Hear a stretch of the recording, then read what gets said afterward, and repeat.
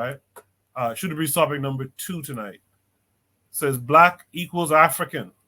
Some are under the assumption that blackness is race science and antagonistic to Afrikanity.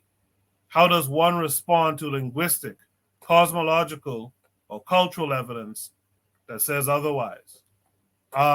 This came with a few attachments. So first one is a tweet from toughlove.wav. His caption is to some of what Great House said. So let me read what Great House says. So it's a retweet. Great House says whiteness is predicated on the oppression of non-whites. So when you demand that they stop oppressing you, you're destroying their identity and culture. That's genocide. Tough Love Wav, who retweeted this, says correct. Dialectical thinking would then lead us to understand blackness is predicted on being the eternal property of whiteness. So are we African or are we property? Which identity has more unifying potential? This also comes with a link to a Camjaverse video, 2 Camjaverse videos. So we'll watch them in order and then we'll have a discussion. As a black person, you understand? Yeah. And when I say black person, basically we're looking at a translation of our very first identity. You can go back over 4,200 years to find us calling ourselves black people. But the term at that time was Kim for one single black man, and Kemet for one single black woman, and then Kemetiu for black people plural.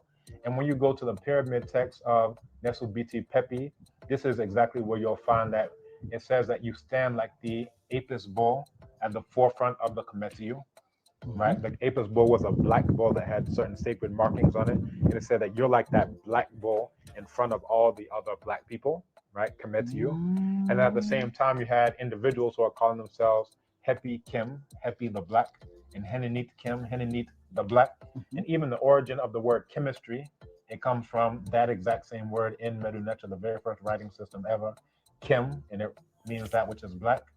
And the symbol that was used to write it was a piece of burnt charcoal. And basically what it was referring to is the chemical reaction that takes place when something catches fire. So an unburnt piece of wood versus a burnt piece of wood, there's been some type of chemical reaction. But the reason why we even say chemical in chemistry and anything that has chem in it is because of that original word, which translates to black. So the original word is chemic, and it was translated into black. So basically, we are not blacks, we are chemic. Chem is the best word that we should use, and that's why all the time that we're trying to get people to understand what our languages are saying, because as long as we're translating into the languages of our colonial enemies, you know, we're going to be behind the 8 ball, so to speak. Wow, it's another blow, because I think most of us, or most of viewers, don't even know it's no, I don't know. I have no idea about that. Black has another name of Kemet or something like that. I only know that black. And if I say it in the tree, I will say Ubibini. Yeah, Ubibini. So black, we are saying black. The only thing sometimes I think about it, but I say black. I am not black. That one, I do think about it very much all the time, but I haven't had any opportunity to ask anyone. And today I'm going to ask you. I'm not black, because if I say black, I will say my trousers is black. This one I have here is black. This phone, the cover here is black. But if you put it on my body, I'm not black. But they call me black. And I have accepted, and I also call my brothers black. And if I'm outside the country, I say black people. I say black man. I'm a black man. Why? So first off, it's because we're translating the initial concept of Kim and Kemet, right, which translates as black men and black women. But more so, when we look at our objective in life is to become like Usir. Usir is the first archetype of the death and resurrection of the Savior. And once we pass on, then we become, what would happen is that our name would be prefixed with Usia. So if your name is Kwame, Kwame, you'll become Usia Kwame, right? I'll become Usia or Badele Usia, so forth and so on. And basically, Usia, the Mrane, this is like the praise name of Usia, was Kem Ur, the Great Black. Kemwa. Yeah. Kem Ur, the Great Black. And basically, the idea is that once you strive towards the 42... I don't want to stop you there. So the Ua is the great. Great. Okay. Right. Kem. And then the Kem is the black. So Kem Ua, the great black. Black, exactly. So as far as that goes, basically the idea is that everyone is striving to eventually become like Usia, who's depicted as blacker than 1,000 midnights. You understand? So once you go through the dua and you say the 42 declarations of innocence that says, I have not stolen, I have not worked evil, I have not cursed the ruler, I have not done. So these are the 42 declarations of innocence, of which, you know, in the Bible, they could only do 10. So then they did it as thou shalt not. But that's where they actually plagiarized it from in the first place. It's from the 42 declarations. You understand? So you can find that in the Peret in Heru, all 42 of them. And you'll find the different versions because each person would come up with the 42 things that they have not done specific to them. So if you read the 42 declarations of Imahu Ani, it's going to be different from that of Imahu Hunefer. It's going to be different from that of Nu, Imahu Nu. So each person says the 42 things that they have not done. And those are the things that qualify them in order to become Usia this and Usia that. You understand? So their heart is actually weighed on the scale of Ma'at. So with this scale, is that if you are speaking truthfully, then your heart will be lighter than an ostrich feather. There's some ostriches down here. I don't know if you saw them on the way coming. If you speak truthfully, then your heart will be lighter than an ostrich feather. But if you're lying and you say, I have not done this, every single time you lie, every single your heart becomes heavy. Amemit would be the one who would actually, you know, devour that heart, right? So all of this idea of judgment day, judgment after death, that's where all of these other religions plagiarized. That's where they stole that idea from. Because all of these things you can find them in the pyramid text over 4,000 years ago, right? Starting with the pyramid text of Nesubiti Wenis. You can go to the pyramid text of Nesubiti Teti and see the same thing. You can go to the to that of Nesubiti Pepi Merimre. You can go to all of these different pyramid texts and actually read where that idea of Judgment Day comes from, and read where they got the original 10 Commandments from, where they got the idea of death and resurrection of the Savior from. All of those are carved in stone, and you can go and see them to this day. But you have to even know that they exist before you can say, well, now let me go and read them. But for those who are interested, you can read them in translation. If you just type in pyramid text online, you'll be able to read all of them from beginning to end. And then you'll see where that death and resurrection of the Savior comes from. You can see where all of those concepts come from. But this is the origin of that idea of blackness, right? What we're translating as blackness, which is really coming from the word Kem. Again, that first over 4,200 years in those exact same pyramid texts that we're talking about is where you said Kemetiu. We were referring to all the people as Kemetiu. And then you also go to Sarah, Pepi, and then you'll also see individuals who, during his reign, you'll find people who are calling themselves Kem this and Kem that. Females calling themselves Kemet this and Kemet that. You understand? So that's the origin. Kemet this, let me say, black this. So exactly. So as we are conceptualizing ourselves as Kem and Kemet, which is translated as black man, black woman. And then you can find that, so that's in classical times, over 4,000 years ago. But then in contemporary times, you can find the same thing, because when you say Obibini, the BB inside of that translates to the blackness. So when you say Jabidie, that B, so that Jabidie, the B inside of it is coming from the black. When you say Abibidro, that BB inside of that is coming from the black. We say Kwaibibrim, that's again coming to the blackness of that space. You understand? So all of those ideas are related to blackness. Now, if you go to the Songhai language spoken in Mali, you have modern day Mali, right? So the classical kingdoms, you had Ouagadougou, which people incorrectly call Ghana. That's where this nation is named incorrectly, because the original nation's name was Ouagadougou. Ouagadougou, right? It translates to land of herds. They have herds of cattle. But we have Ouagadougou. So that's different, and it's a different language, right? So that's Morde language. It sounds similar, but it's a different language. That's Morde language. This one is Sarakole, Soninke, right? So you had Ouagadougou, that was the original name. But you had an Arab named Al-Khwarizmi, who actually never traveled there, but in his documentation, he wrote about the ruler who was known as Ghana. So it's not a G sound either. People in the country called Ghana, they actually can't even pronounce it right, but the GH is a R sound. R.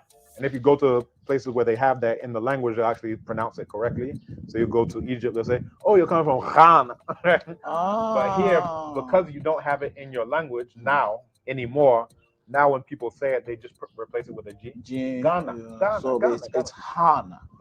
Hana. So Exactly. what that word means? Is it what that alphabet? Is it which alphabet? It would be an X. So if you go to Wolof, they have that sound, right? Wolof spoken in Senegal. That's where you get your Jollof rice Senegal, from. right? Yeah. So when they say Jollof, that's the Jollof Empire, right? The classical empire around those times. So I'm coming to a point. So you have Ouagadougou, you had Nyani, and Nyani is the original name for what they now call Mali. Nyani. Right, Nyani, right? And that's still located in modern day Guinea Conakry, right? That was the capital, and then that's what, by extension, became the name of the nation. But people call it Mali because those people were Malinke people, and then you come to Gao, right? Songhai Empire. So in the Songhai language, they have the exact same word Bibi, and it translates to black, right, in English. Yeah. And not only that, anytime they want to say something is powerful, they use that word as the adjective to mean powerful. So they say Wanye Bibi, that means the black sun. Then they're looking at the sun, they know it's not the color black, but that's the very way that you say that the sun is powerful right now.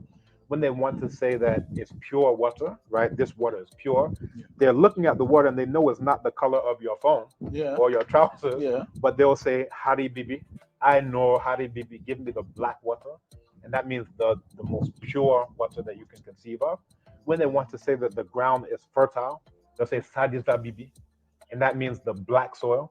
So no matter what the color of the soil is, if it is asasebre or asasebidie, then they will say that this is the black soil, right? So basically, when you call yourself black, the idea is that you're powerful, that you're pure, that you're fertile. So all of those concepts are, ensconced. They're inherent in the concept of blackness. Now, so that's the Songhai language. When you look at Yoruba, we also call ourselves what translates into English as black people, right? So we call ourselves Adulawa. Oh, it's an O sound. So it comes from Dudu, which is the word for black. Ni, inside of our color. And then the A prefix makes it a human being. So Adulawa is the one who is black in color. And the way we conceive of this land that we're on right now is Ile. Adulawa, the land of those who are black in color. If you go to the Bambara language called Bamanakan, which is spoken in modern day country of Mali, and again, we know that Mali is coming from Malinke people. The original was Nyani. But if you go there, you'll find that in the language of Bamanakan, they say Farafin, which translates into English as a black person. Farafin.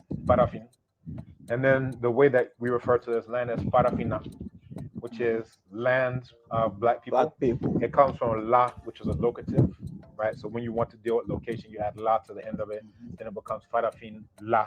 But then because of what's called homoorganic nasal assimilation, the La becomes an N and becomes Farafina. So Farafina is the land of black people. Then if you go to Igbo, the Igbo language in southeastern Nigeria. This is interesting story, guys. Right? Good. Yeah. So you have Ndicioji. Ndcog. Ndicioji, and it translates to black people. And the way that they conceive of this land is Allah Ndicioji, the land, literally the land of the black heads, but by extension saying black people, right? If you go to Senegal, they have what's called Nit Kunyul, which is a black person. Nit is human being. It's the same as the ni at the end of chi when you say Obibini, Asantini, Ghana ni. Their nit, it refers to human being, and Yoruba's and ni. So all of that ni. So basically all of them are the same. They're coming from the original source language. They're all, you could think of it as a river. And then, as a river gets towards a delta, it breaks off into various rivulets, right? That's what's going on. It's ultimately one river, but then you have different branches of the river. Now, what our colonial enemies do is they tell us to focus on the teeny tiny branch instead of focus on the fact that it's all one body of water. You understand? So, again, if you look at that, you have Real Nit Kunyul. That's the land of those who are black. Real is land. Nit is human being. Ku is the genitive, the indirect genitive expressing possession. And then Nyul is black, right? What we translate into English as black. If you go to Kikongo, this is now spoken in Congo, of course, where else? Then you have Ndombe. And Ndombe is a word for black, right? When you talk about a single black person, Ndombe. Ndombe. Ndombe. And then if you're talking plural, Bandombe. So it's black people. It translates to black people. Then if you want to refer to this continent that we're on right now, we'll call it Nsia Bandombe, which is the land of black people. Black people. Nsia Bandombe. Bandombe. In Congo's language. Is it Zaire, Congo Zaire? Or it's what used to be called Zaire, now DRC, Congo, DRC, right? But then even if you go to non-African languages, you have languages like Arabic. They'll say Bilad as-Sudan, which is like the land of the black people.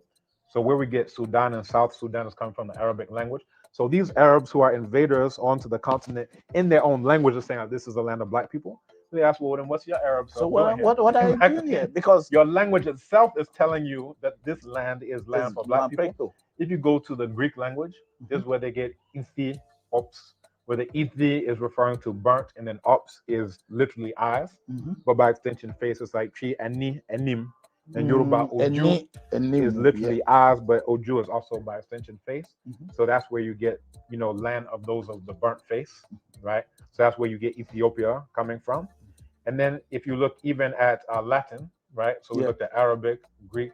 Then if you look at Latin, Niger, this is where you get the origin of Negro, and all the other terms are coming from this word which relates to blackness.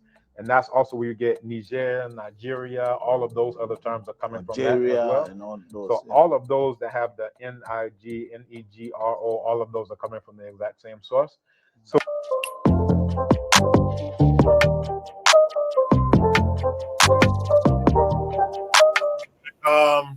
shout out to Obadle Campbell, by the way. His dad passed away, I want to say on New Year's or something like that, within this last week.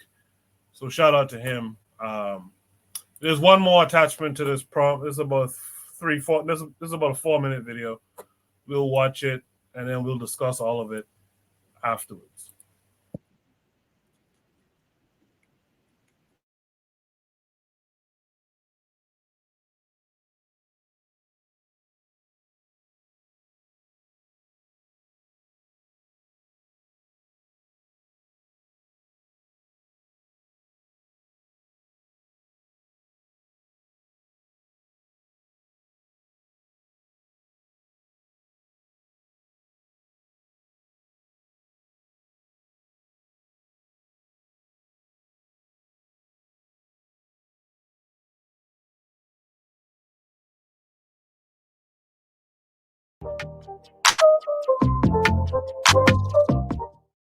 Once upon a time, there was nothing but darkness and water.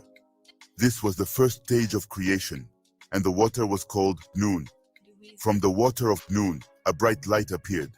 This was the first living being, and his name was Amun-Ra. He was also made of dark matter and dark energy, which are the building blocks of everything. He had the power to change himself and create new things. He was called Khepera, the principle of change. Amun-Ra created 2 children, Shu and Tefnut. Shu was the air, and Tefnut was the water. They were the first elements of nature. Together, they created the sky and the earth and filled them with stars, planets, and moons. One of these planets was our home, Earth. Amun-Ra also created a special substance called Kem-Ur, which means the perfect black. This was also called melanin, and it was the gateway from non-life to life. It was a fundamental part of all living things, and it gave them color, strength, and intelligence. Amun-Ra used Kem-Ur to create the first animals and plants on Earth. But Amun-Ra was not satisfied. He wanted to create beings that could think, speak, and worship him. So he asked one of his children, Khnum, to help him. Khnum was a god who could shape things with his hands. He took some black soil from the earth and put it on a potter's wheel. He spun the wheel and molded the soil into the shape of a human. He breathed life into it, and the first human was born. He was black, like the soil and the Kem-Ur. Khnum repeated this process and created many more humans. He gave them different features, languages, and cultures. But they were all black and beautiful. These humans were the ancestors of all the people on Earth. They called themselves Kamtiu, which means the black people. They lived in a land called Kemet, which means the black land. They loved Amun-Ra and his children, and they built temples, pyramids, and statues to honor them. They also learned many things from them, such as writing, mathematics, astronomy, medicine, and art. They became the most advanced civilization in the world, and they spread their knowledge and culture to other lands. The Komtu were proud of their blackness, and they celebrated it in many ways. They used different names to refer to themselves and their land, depending on their language and region. For example, some of them called themselves Obibini, Farafin, Ndombe, Adulawo, Ndi Oji, Nitkunul, and Burnesen. They called their land Abibiman, Farafinna, Nsi Yabandombe, Ile Adulawo, Alandi Oji, Irayu Nitkunul, or Cha Burnesen. But they all meant the same thing, the black people and the black land. The Kumtu were happy and prosperous, and they lived in harmony with nature and each other. They were the children of Amun-Ra, the first light and the first life. They were the heirs of Khepera, the principle of change. They were the carriers of Kem-Ul, the perfect black. They were the makers of history, the creators of civilization. They were the Kumtu, the black people, and they lived happily ever after.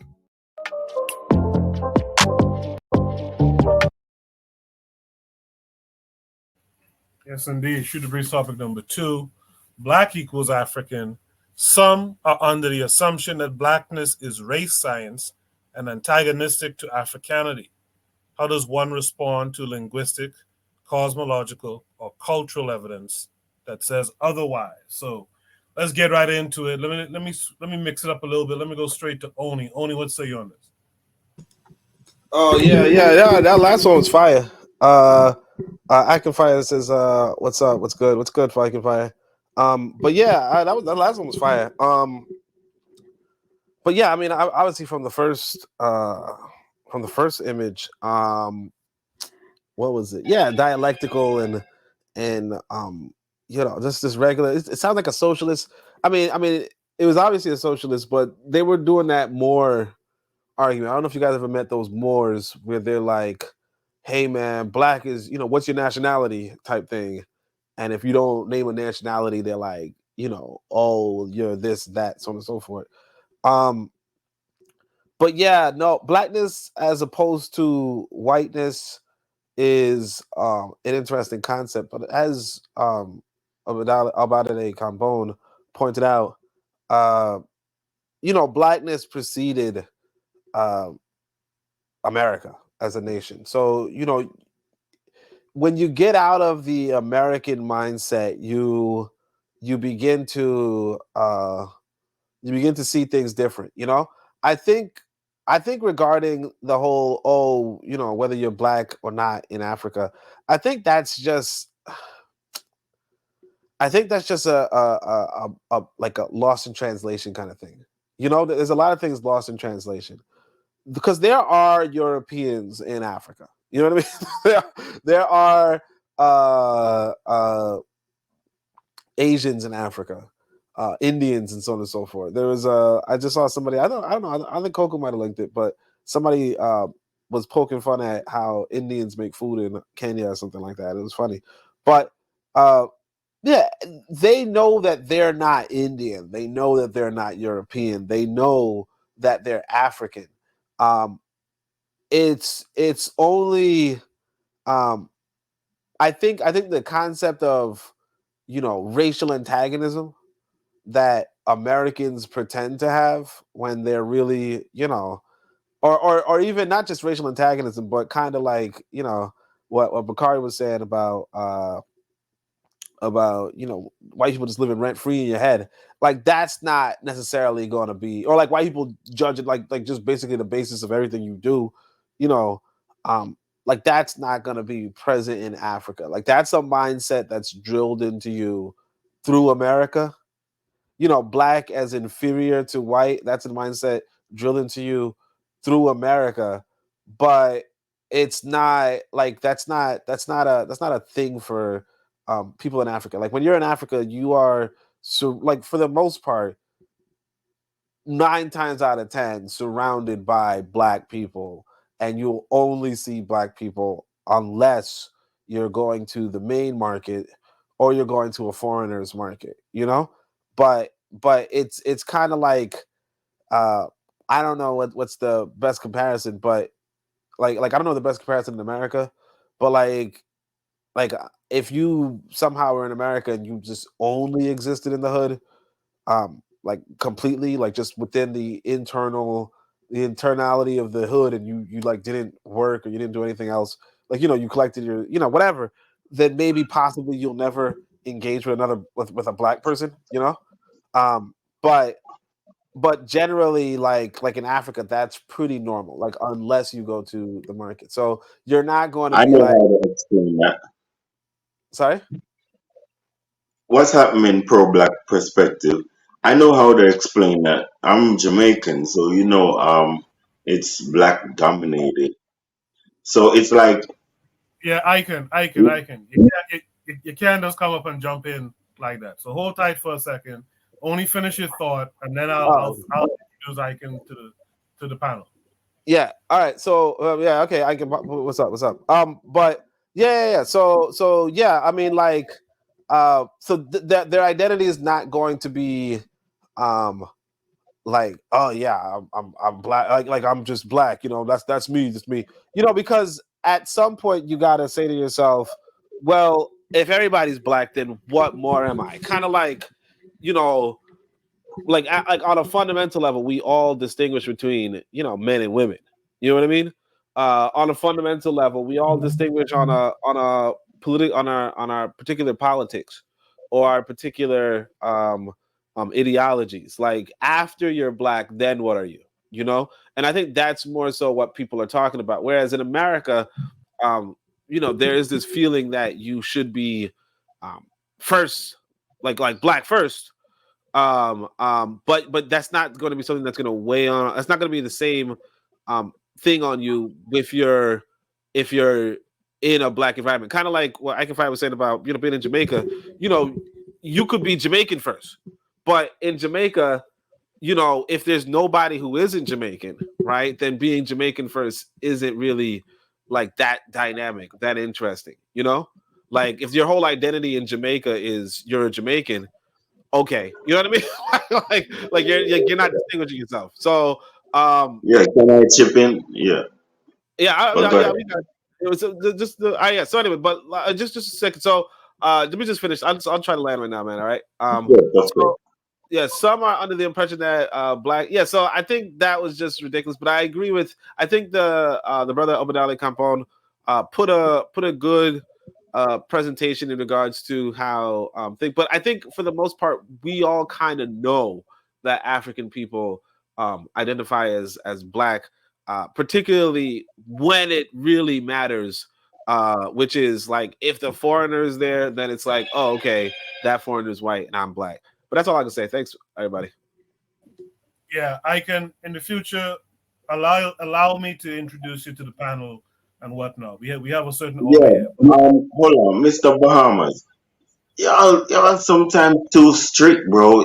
Y'all need to lighten up a little bit. If you made I lighten up a little bit, man. We are grown men. We can chip in once or now I can I'm gonna mute your mic. Next step is I'm gonna take you off the panel. I appreciate you coming through, but you can't tell me how to run my affairs. You could talk about how you run your affairs, right? The way I yeah, run but my affairs is how I run my affairs, all right? yeah. So So, but you can't stop me from talking. If I ain't disrespecting you, either you respect the panel, how things are run, or you don't, but you're not gonna be here disrespectful. You feel me? So now I can fire. You could go ahead and add the point you wanted to add to what Oni am was I saying about. disrespecting you? Am I disrespecting you, bro? I said something. Did I disrespect you? I Why can. are you muting my mic as if you disciplining me? Why would All right, I'm done with that. Let's go to Black Steel next. All right. So, to me, listening to all of those things, and I gotta say, um, the idea that blackness is antagonist African, I don't get that. I've never understood that type of rhetoric, honestly.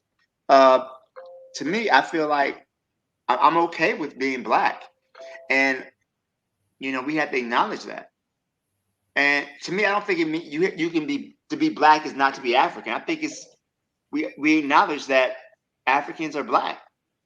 Black people are Africans.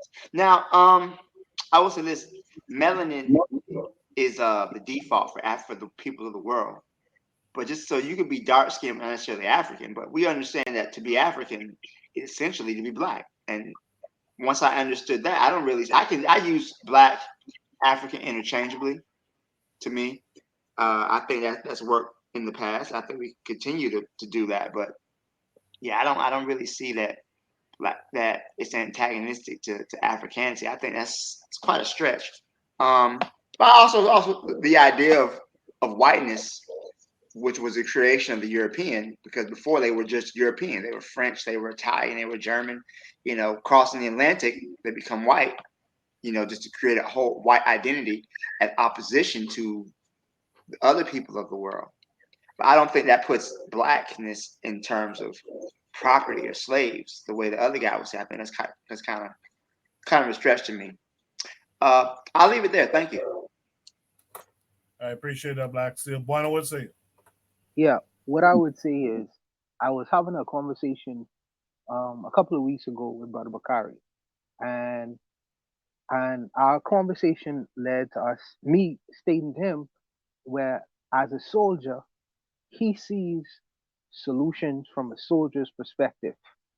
So any solution he have gonna involve a bullet, because ultimately, his training is that of a soldier. Even though he still could extend the discussion on to business matters and other matters. His solution is is always is always from a perspective of almost like a military kind of one, a soldier kind of one. Dr. Camborne is a linguist. So Dr. Camborne sees the world in terms of language, the science of language. So the solutions to the problems that before us black people, it seems sometimes, unless we need to name ourselves correctly, call ourselves commit to you and all these other things, because this is how we originally defined ourselves in the world. So my question is, okay, now that we have defined ourselves as Kemetic or Kemet people or African people from this part, okay, now what? Now what? Because sometimes when I hear these discussions, it goes back to a historical one, what we were doing way back when, And I don't have a problem with the historians in their perspective and how they perceive the world and how they seek to adjoin the languages or linguistics being important to the whole historical discussion. Sometimes, though, I would like to have a conversation on where we are and where we are going from a futurist. I kind of like I look at things in regards to a future kind of perspective. And I know the history is important and the past is important, but I like to look in terms of where I'm directed and what trajectory am I currently on. And sometimes when we get into these historical discussions, we don't talk in terms of where we are now, what we should be doing, and what is our trajectory, where are we going into the future. It's always this historical discussion. Listen to the language. Were, did this, way back when. You know what I mean? I understand that and I respect the people for what they did back then. But what are we currently doing right now? And where's the trajectory? I would be more interested, me personally, in knowing how Dr. Camborne got set up in Ghana, how he set up the Abibi Toomey website, how he's able to pitch that narrative and grow that thing where he is able to sustain himself and his family outside of his academic pay, the University of Ghana being able to fund him, how he's able to go about doing it. Of course, he's learned languages, and he's learned languages to agree where he's created a client base and people are willing to learn African languages. Where is he gonna eventually go with that? Where is he gonna go with that? Where is this conversation going? You know, because like I say, linguistics is important. Uh, Having a military approach is important, but there are other aspects of the black world and the problems that befall in the black world we must solve. And I feel like sometimes we should get out of these formal arrangements because even though he's a classical or he's a trained linguist, there are some matters and issues that I feel that he can address and speak to that'll improve the situation with us here currently in the Western world and on the continent itself. And in trying to influence the trajectory of black people and where we're trying to go. Because like I say, the historical discussion is historical. It's historical. You know, what is the trajectory? Where we going? And sometimes I get a little bit frustrated in hearing these kinds of discussions because I feel like it's too pastoristic. It's too historical. It's too historical. But I'll leave it there, you know, just to be brief. Appreciate that, Juana. Does anyone else have any last thoughts they want to add to this conversation, to this topic? All right, that's fine. That allows us to move